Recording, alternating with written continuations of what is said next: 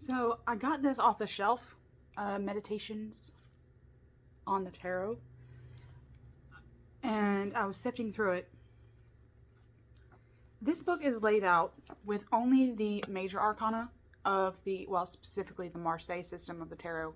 But I got it out because I was reading something about the Charioteer, the Plato allegory.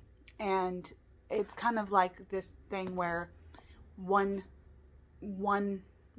Pegasus winged horse, okay, is going up and the other one's going down. And it's like this allegory meant to say that the Charioteer is in charge of figuring out the path of, like, okay, are you going to ascend or descend? And it depends on the moment, depends on the situation, things like that. And so I pulled this out to read on a chariot, right? And it says, quote, "The seventh arcanum is that of mastership, understood in the sense of temptation as well as achievement," because in the paragraph before it's talking about like the major arcana and sin, okay, and virtue, respectively. The three gospel quotations which are found at the head of this letter delineate the nature of the ideas here, and he lists 3 Bible verses. Then the devil left him, and behold, angels came and ministered to him. So he's kind of talking like the horses, like the 2 horses in the chariot card, like one is the devil, one is the angel, kind of like the angel and the devil on your shoulder, and how the charioteer itself is the master of both of those.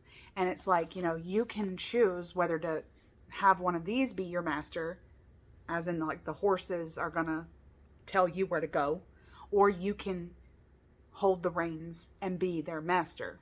And there's a difference. So I don't think I've ever thought of the chariot this way. Maybe somebody else has and said it, but I don't know. I know that this book is Christian mysticism. So there's a lot of the way in which Christianity molds our thinking in terms of the arcanum. But I don't know. To think of the charioteer as like some kind of master over like the as above, so below maxim is kind of fascinating. Okay. This is what happened immediately after the 3 temptations in the wilderness. This was the response from above to the threefold renunciation by the Son of Man below.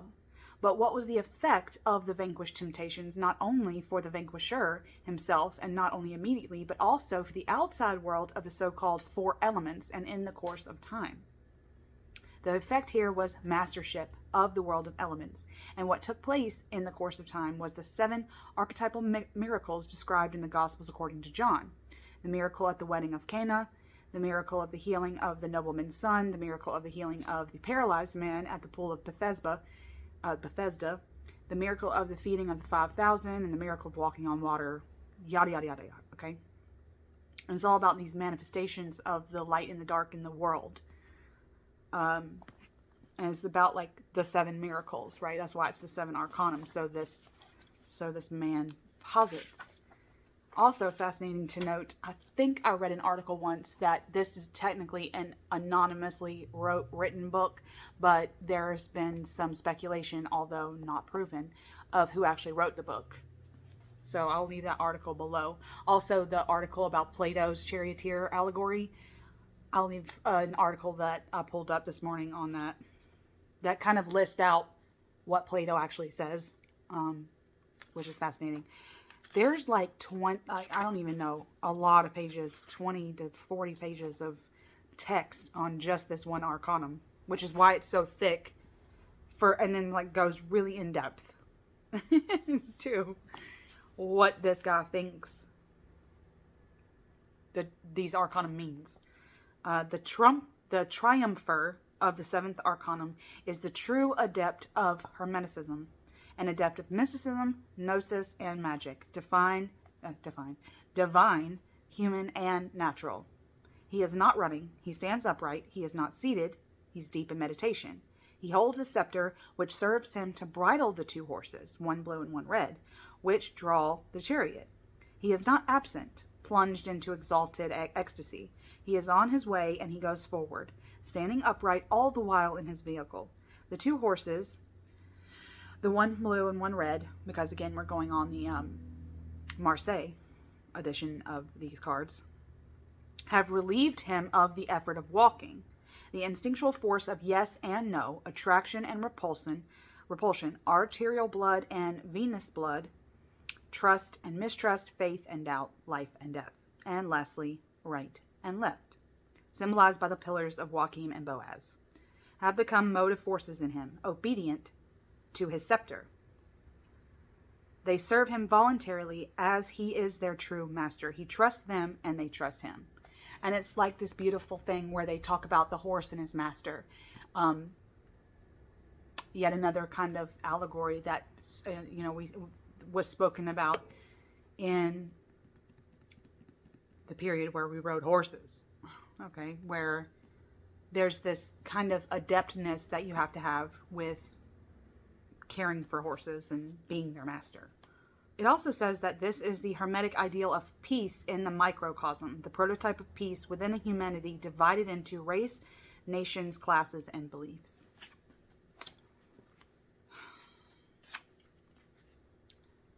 I'm going to go back one to read the lovers, because I think I'll be fascinated by what they say here. Because, like, when you look at the Marseille lovers, which look like this,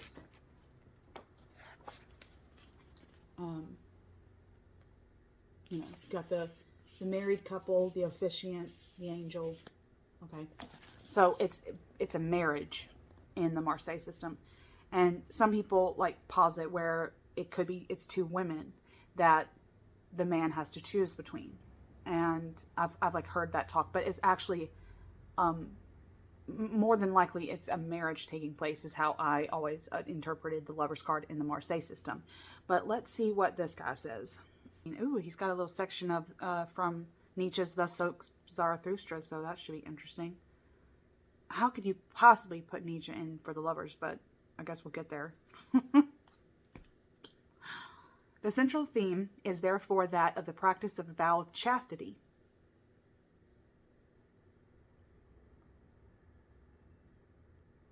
Okay, then why call it the Lovers?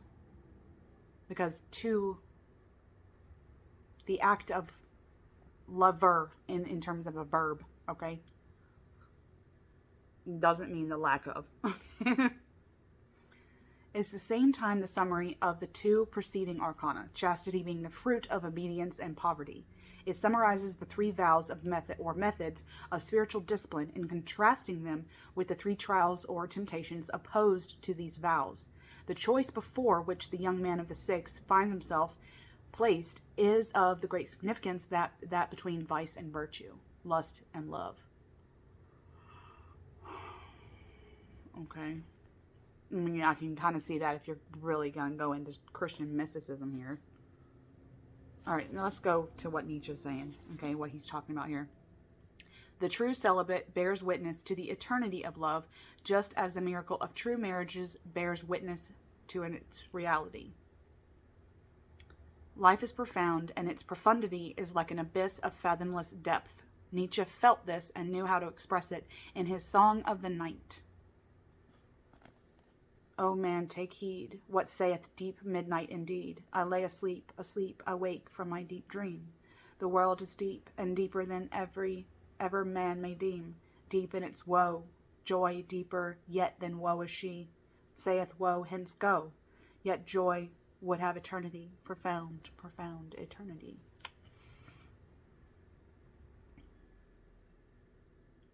The heart of the monk is pierced, and this is why he is a monk, just as in the heart of the fiancé on the eve of a wedding.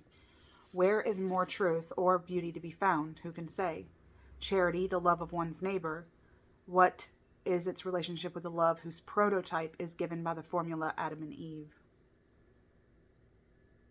Whoa, we're getting into some shit that I'm not okay with. Okay. And God said, it is not good that Adam should be alone.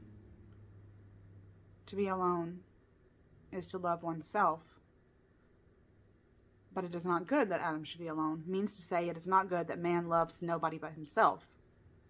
This is why Yahweh or Elohim said, I will make him a helper similar to him. And as Eve was part of Adam himself, he loved her as himself. Eve was therefore the neighbor, the being nearest to Adam, bone of my bone, flesh of my flesh. This is the origin of love, and it is common both to love, which unites man and woman, and to love one's neighbor. In the beginning there was only one love, and its source was one, since its principle was one.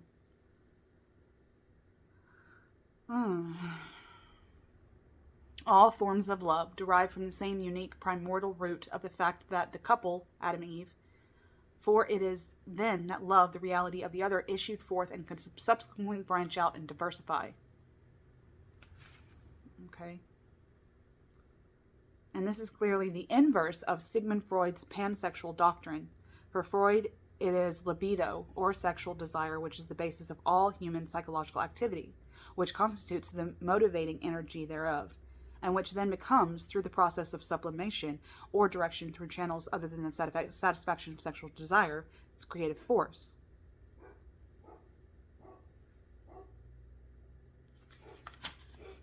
We'll let her bark for a second.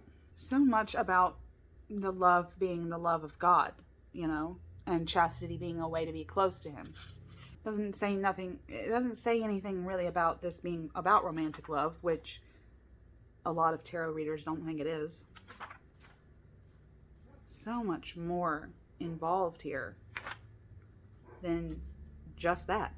Actually, it should be pointed out that in the Marseille tradition of this, especially this book, it's called The Lover, which is historically accurate in terms of the system of Marseille. Says, although it puts in relief only the temptation of chastity, evokes the whole range of ideas of the three temptations. Because one cannot be chaste without being poor and obedient, just as one cannot renounce the divine ideal in favor of the ideal of the Superman without at the same time falling into the region of experimentation, where there is no immediate certainty, and into the region of the law of the serpent, formulated as follows: you shall go upon your belly, and you shall eat dust all the days of your life. A region where there is no grace. So it's saying that so basically, in a nutshell, this guy wants to say that the Lover card, when it would come up in a reading, it would be about chastity and how you need to actually refrain from something. Maybe this is kind of talking about aestheticism in a way, like the lover being, okay, you can, love and lust after something. It's really about lusting after something. And then, okay, you are going into this realm of idolization, and you need to stop. Whatever it is you're idolizing and going forth in terms of lust, you got to stop it. So I guess that's what his divinatory meaning for that is. What's some other ones let's look at death. La Mort. Okay. The unnameable God. And he references Genesis, of course, and Ezekiel. And the woman said to the serpent, we may eat of the fruit of the trees of the garden. But God said, you shall not eat of the fruit of the tree which is in the midst of the garden, neither shall you touch it, lest you die. But the serpent said to the woman, you shall not die, for God knows that when you eat of it, your eyes will be opened, and you will be of gods, knowing good and evil. Isn't that the best line? Because, and I know that this is blasphemous to say, but it's the serpent is I don't know. It's almost like the serpent's helping them have an equal footing, okay, with God, and trying to get them in touch with their own sovereignty a little bit, and in touch with their own mortality and morality. But I digress, okay? Did the serpent quite simply lie? Or it is a matter of fundamental error on the part of the serpent? Or again, did he state a truth from the range of truths proper to the domain of the serpent, which are untruths in the domain of truths for God? Jeez. In other words, we are two immortalities and two different deaths. One from the point of view of God, and the other point of view of the serpent. So he's saying that the serpent didn't lie. It was just that the way the serpent interprets death is different than the way that God interprets death. Fascinating.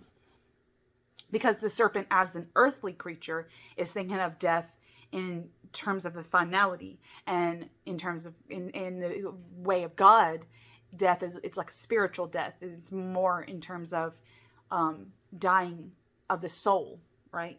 I guess that's the way this guy's interpreting, which makes a lot of sense, actually. This micro versus the macrocosm. I don't know. That's pretty interesting. Now, I invite you, dear friend, to set to work with a view of finding an answer to this question of what is death to God and what is death to the serpent, while bringing to your attention fruits of the work that I have made towards the same end. For the answer to this question is the arcanum of the death card, which represents a skeleton who reaps only what pushes up from the black soil and rises above it.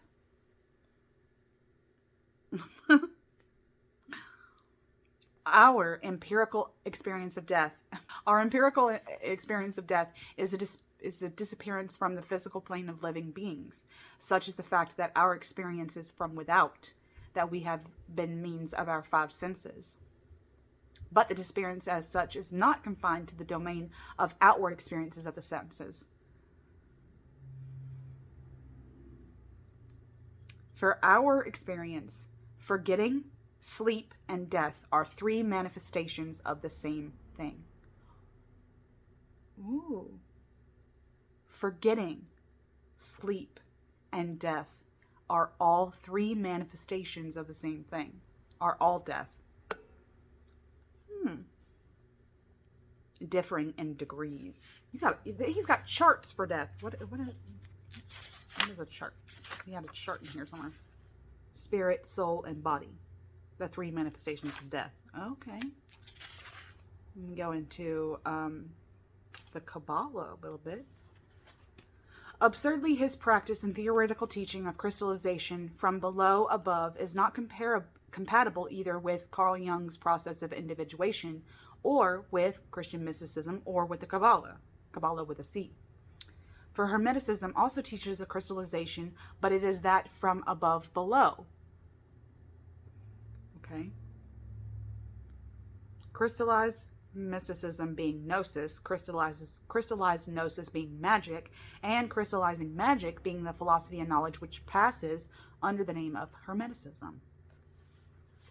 It is therefore not purely and simply a matter of an illusion in the case of the ideal and method of the construction of the Tower of Babel.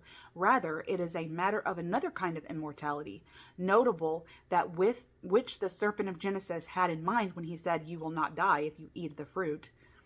For the fruit produces the inner friction in man of the struggles between yes and no. Holy shit. And this friction in its turn produces the electrical fire, which affects the crystallization whose product will resist death. This is the meaning of the promise, or rather, the program of the serpent. The program underlines the millennial-old method of the construction of the Tower of Babel, and it constitutes the esoteric kernel, or the hidden secret, of materialistic science in general. Wow, some profound stuff. I need to get my journal out when I read this stuff. So much about crystallization, okay?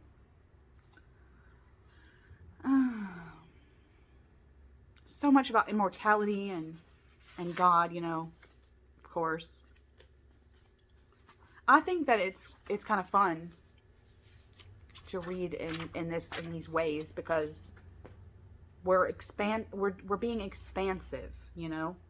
Even if you read something like I just did and it was like, wow, that sounded good. The friction between yes and no that resides in all men, that's what the fruit is? Yeah. It's like this, you eat of the fruit and the fruit becomes like this thing in the soul that quivers between yes and no. And, you know, even though this is like Christian mysticism and some of what you read, you're like, right? But some of it makes sense. And then it kind of opens up another doorway with the tarot that you didn't, you know, you didn't even look for. It just appeared in the wall like Scooby-Doo. Then we have the arcana of the devil, right? Which we could just say that this whole entire chapter would probably be about the serpent. Although it does say, it does go into Dionysus, which, of course, Lucifer, Dionysus. Ooh, even went into the Dostoevsky. Dostoevsky. Let's see. Carl Jung. Okay, this is a quote by Carl Jung. It appears as an autonomous formation intruding upon consciousness. It is just as if the complex were an autonomous being capable of interfering with the intentions of the ego. Complexes do indeed behave like secondary or partial personalities possessing a mental life of their own. Okay. So, like, positing that the devil card could be about complexes, which makes a lot of sense, actually. And then here is Eliphas Levi. The devil making magic, which dictated the grimoire of Pope Honorius, the exorcisms of the ritual, the verdicts of inquisitors, the suits of lombardment, the articles of the Villot brothers, the books of de Philo. Okay. Man is himself the creator of his heaven and hell, which I believe. Okay. And there are no demons except our own follies. Again, the follies being our complexes, right? That's what the devil inside. Meet the devil and I, you know? Just dropped in a little Slipknot there. Ooh, listen to this. Listen to this. For Marxism, I'm talking about, you know, we're going to have a little bit of that going on in the world today, okay? For Marxism, all religions are therefore only such ideological superstructures, formations due to the human will and imagination. Marxism, Leninism. It's so weird to hear my name like that because it's, you know, it's talking about Vladimir Lenin. But still, when I say Lenin out loud, it's like, you know, like something in my brain, like, but anyway, is only an ideological superstructure, a product of intellectual imagination on the basis of the will having arranged or rearranged social, political, and cultural things in a certain manner. And this method of production of ideological superstructures on the basis of the will is precisely what we understand by the collective generation of a demon or egregore, like how the demon itself and the devil is an egregore. We give it power. Therefore, it becomes its own superstructure. Yes. Now, there is the word, and there are egregores before whom humanity bows down. There is revelation of divine truth and the manifestation of the will of human beings. There is the cult of God and that of idols made by man. It is not a diagnosis and prognosis of the whole history of the race that at the same time that Moses received this revelation of the word at the summit, the people at the foot made and worshipped a golden calf. The word and idols revealed truths and superstructures of the human will. Okay. The 15th card of the tarot contains an important warning to all those who take magic seriously. It teaches them the magical arcanum of the generation of demons and of the power that the latter have over those who have engendered them. Basically, it's saying that if you idolize, again, kind of like the lover card, if you idolize something or in a way that gives it power and turns it into a complex superstructure in the psyche, that's what the devil means. Makes a lot of sense, doesn't it? The tower. Ooh. The kingdom of God. The house of God, which is called the kingdom of God. It's like God's domain. But to me, the house of God is God's domain, earthly domain. It's almost like this, to be fucking honest, I think of the Tower of Babel a lot like a superstructure of itself. Okay? Like this whole, God wanted us to manifest to this Tower of Babel.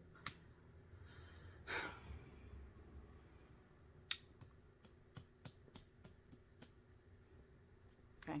Yeah. And it became a superstructure.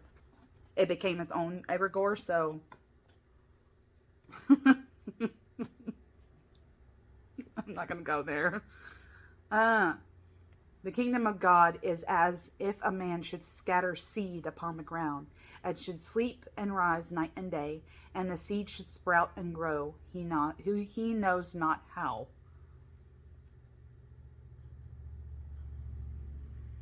Turning the Tower of Babel into this phallic symbol.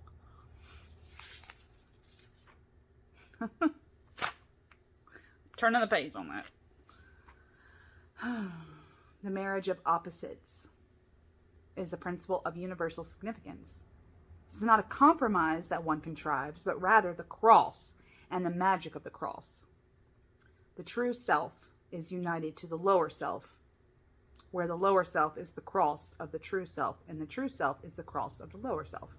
The two poles of the human being that live in the presence of one another, the result of which is an alchemical process of gradual approach to one another. So you can think about the people falling out of the tower, right? There's still that aspect of macro and microcosm happening. It talks about this a lot in these major arcanas right here, that they all seem to have this aspect of below and above, and what are we going to do about them? How are we going to, or more so, how are we going to bridge the gap? The 16th arcanum of the tarot, that of the tower struck down by a thunderbolt, reveals the nature and danger of the impasses of specialization. One must not build. It is a matter of growth. Huh. This is an essential teaching, for all the towers that are built will sooner and later be struck down by a thunderbolt. And let us add here that all freeing that owes its achievement to surgical operations entails the necessity of beginning again. The balloon that one makes fly higher by cutting the string of the ballast bags. Ballast bags. The ballast bags hang off of the hot air balloons. I'm sorry. I don't know why I said ballast. Ballast bags. By cutting those off, there's no more density, so the balloon just rises up, okay? So the balloon that one makes fly higher by cutting the strings of the ballast bags and letting them fall, sooner or later you will have to make a landing, and the wind at some point will inevitably blow it down. Towers will be struck down by thunderbolts, and balloons will be blown down by the wind. It is death and birth which constantly save human evolution, by acting as the thunderbolts which strike down and as the wind blows down. What in the hell is this guy talking about? This is fascinating stuff. The 16th major arcanum of the tarot is therefore a warning. All of these are warnings. Isn't that kind of telling us something? This guy really what he really thinks about the major arcana? That they're all warning us? Therefore, a warning addressed to all authors of systems where an important role is assigned to a mechanical ingredient: intellectual, practical, occult, political, social, and other systems. It invites them to devote themselves to tasks of growth instead of those of construction, as tasks as cultivators and guardians of the garden instead of as builders of the Tower of Babel.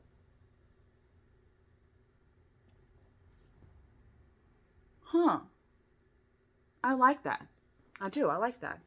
Now, it's interesting too, because in this book, he structures the major arcana starting with the magician, and then when you get to judgment, there's judgment, and then the fool, and then the last is the world card. So the fool comes between judgment and the world. Let me get to the fool and see what he says. Because I always thought of the fool as the like the Joker card, like the zero, you know, the unmanifest from a thought people.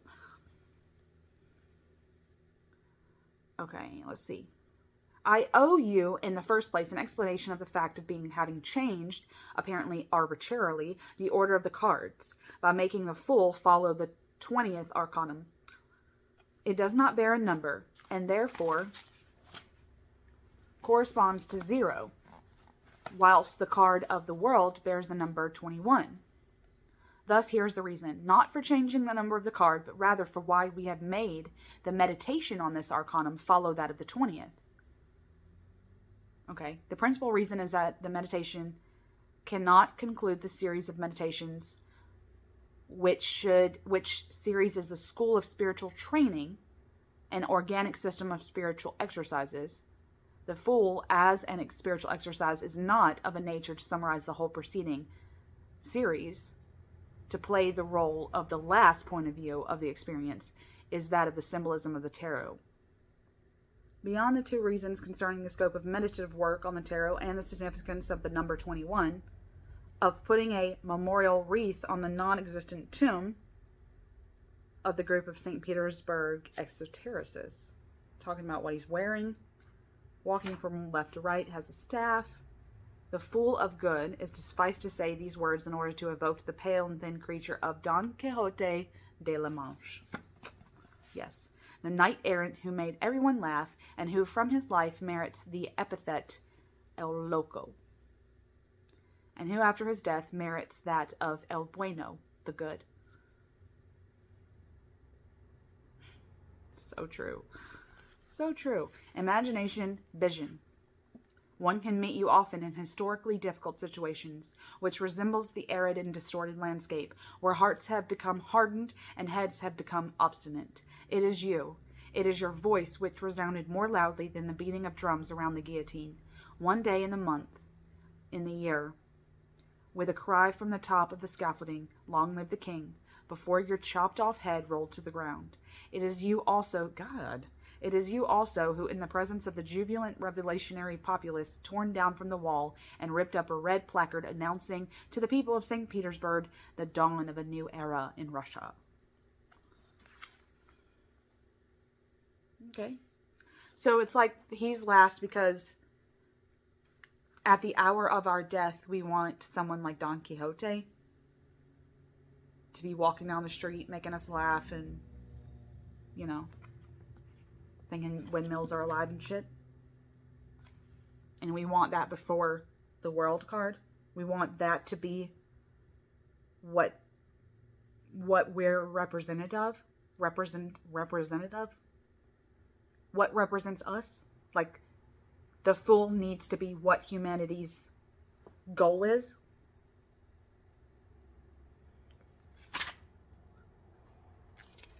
Okay. It kind of talks about him being the God-man, the Jesus Christ, the Fool being the epitome of the Jesus Christ figure, like this divine incarnation of humanity, this rendering of God inside all man. Okay.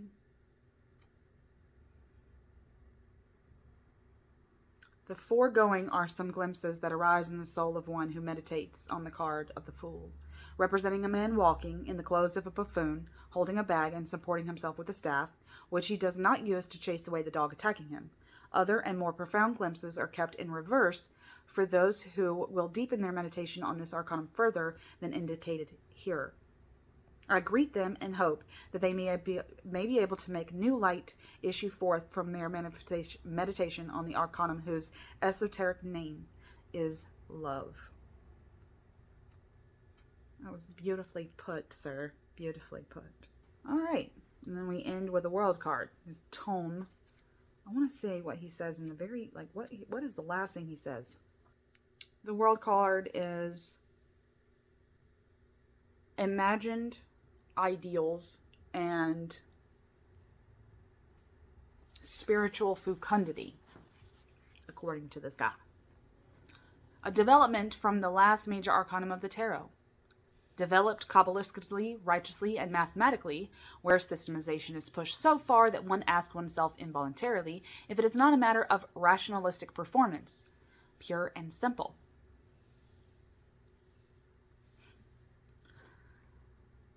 For the rational arrangement so jumps out at one that is tempted to reject it as playing around, and therefore as something far inferior. 4 living creatures of Ezekiel's vision, which we see on the wheel card, which we know now are like the sacred animals of the zodiac. Or, well, I won't say sacred, I'll say, what do you call them? Cardinal. The non-mutable forces. What does he talk about? He's talking about this being the unconscious. I do like that. I do like the world card being about spiritual hygiene in terms of the collective unconscious. The world, because it's a world, is this world breath, world soul, a collective unconscious, how we're all linked. So the freaking wreath on the thing should be like more like a web, in my opinion. More so, the world card is more web-like in terms of interconnectedness than the wheel card, which so many people put webs in wheel cards. But the wheel it's not about the web. The wheel itself is about time, to me. Because you have, some people say, you know what, let's go to the Hermit. Where the fuck is the Hermit at? Here's the wheel. But, we have the Wheel of Fortune. But before it, we have the Hermit, and it's all about like this father time figure, right? But to me, the Wheel of Fortune is more about time.